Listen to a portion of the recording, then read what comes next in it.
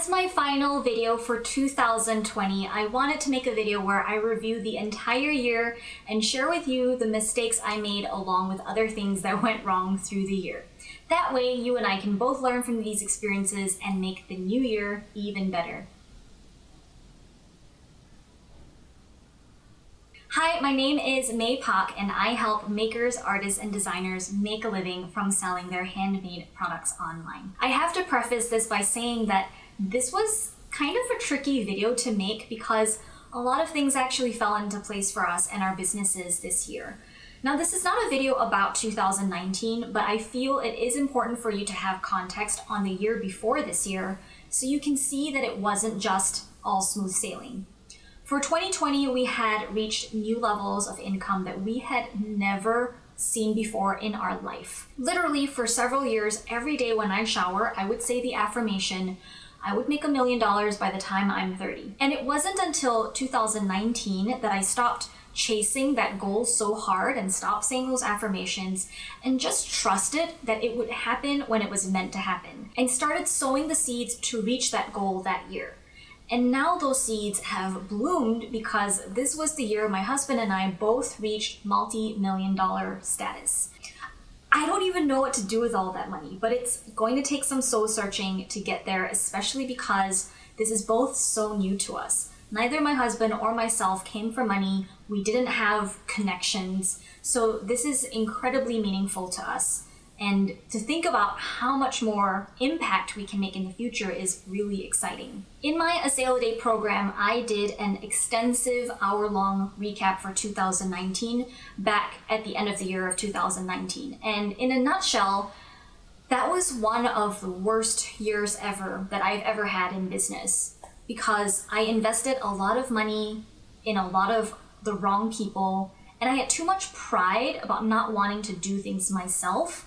And so I spent tens of thousands of dollars hiring agencies and freelancers to do it for me instead, but they barely broke even, so it was just a lot of money wasted. In 2019, I hit rock bottom. I had made such monumental mistakes, and I was thousands of dollars in debt.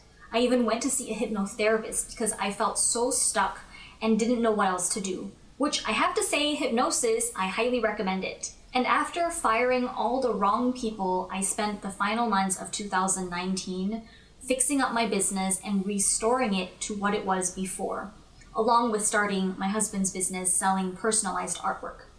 Now, for 2020, the first constant mistake for me was not planning ahead of time. I'm amazing at thinking ahead and thinking long term, but when it comes to sitting down and thinking about and organizing and implementing the minutia, to actually getting to the finished product, it's not my strong suit. And that's why I have a business manager who helps make sure that everyone, including myself, is meeting deadlines and operating more proactively. This was true for these YouTube videos.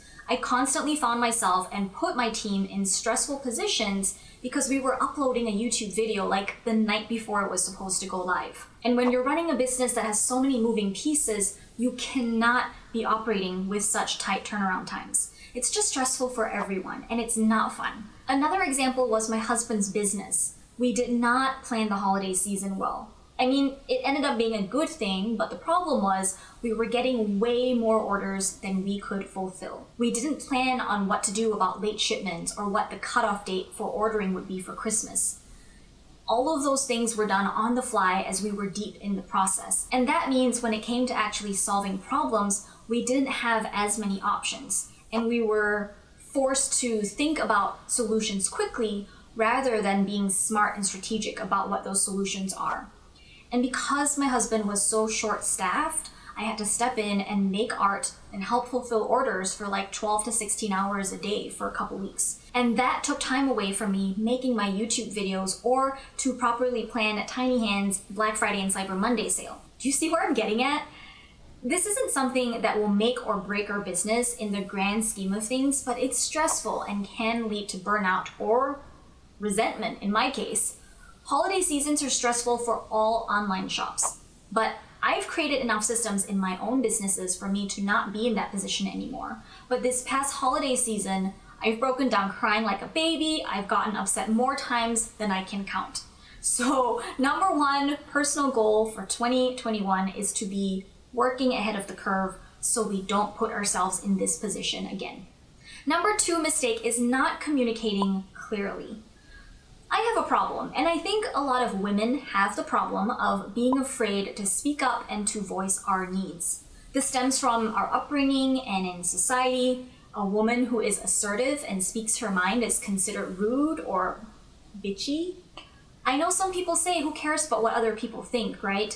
But for me, I inherently care so much about what other people think, and I never want people to feel like I'm making them uncomfortable or making them feel bad.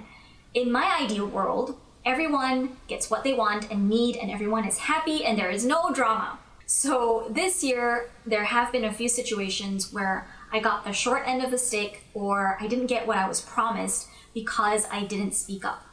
And that was because I was afraid of coming off as aggressive or blunt or offending the other person. And it's cost me thousands of dollars. Over the years, I've definitely learned that it's possible to be assertive while still being kind. But sometimes things happen so quickly that if it's not like super ingrained in you, it is easy to regress, which is what happened with me. And honestly, it's easier, right, to not speak up.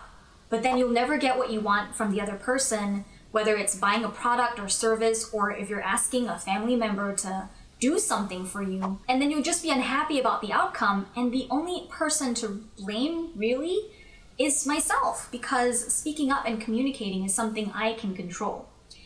So intellectually, I know that communication is so important. My husband and I, we have this conversation all the time, but we always ask ourselves, what makes our relationship and marriage work so well? Why does our partnership work well? And the top three things are communication, trust, and respect. Communication is so important for any relationship. And my goal for 2021 is to not be afraid to voice my opinion more often. Number three is not so much a mistake, but more of a negative thing that started to happen.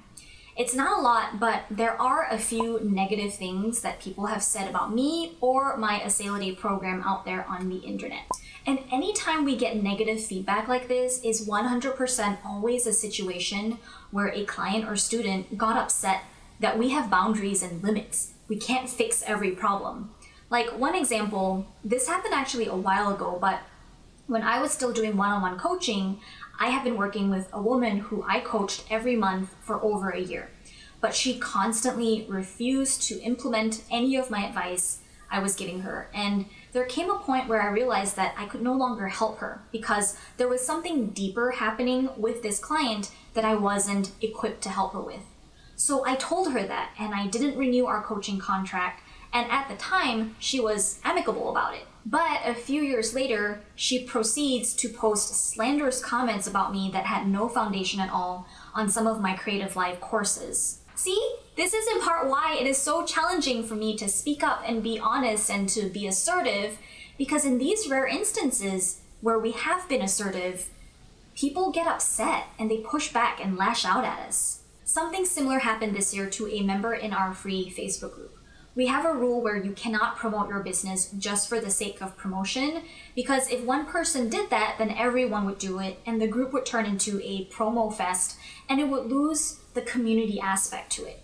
And that's not the point or the reason why I started this group. So sometimes we have to remove posts from members who don't follow the rules or who we can tell are looking for loopholes with those rules, like they're just taking advantage of things.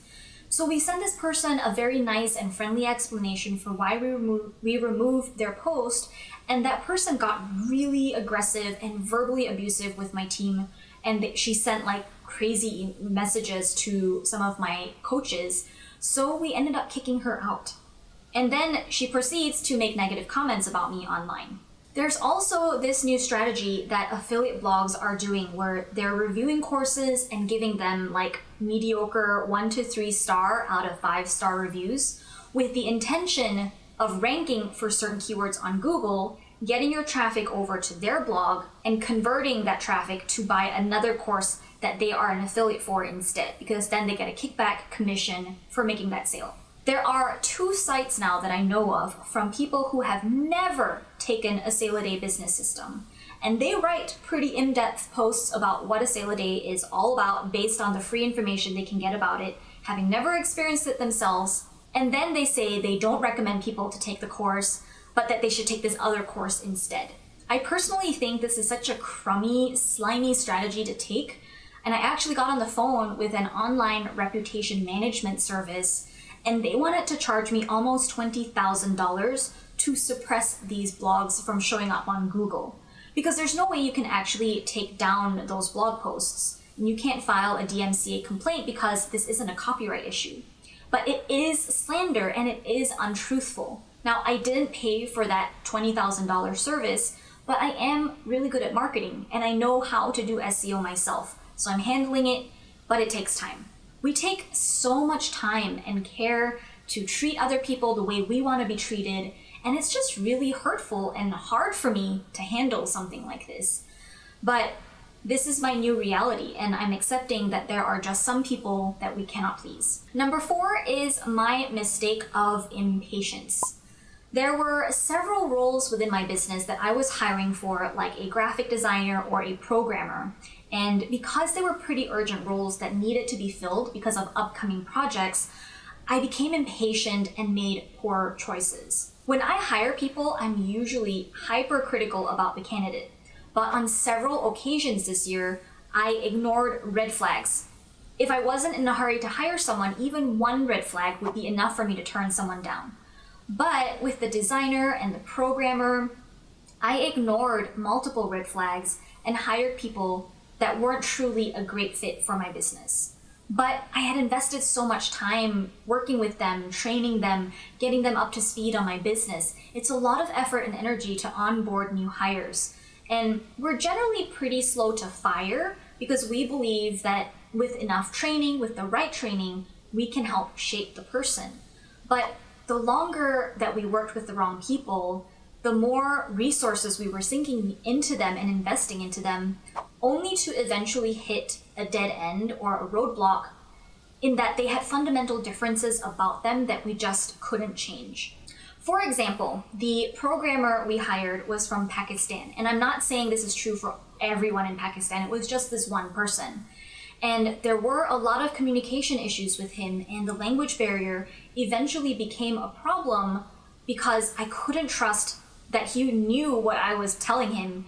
And with the designer, she was constantly late with work or just disappearing for days on end, and we never knew when we were going to get a deliverable from her.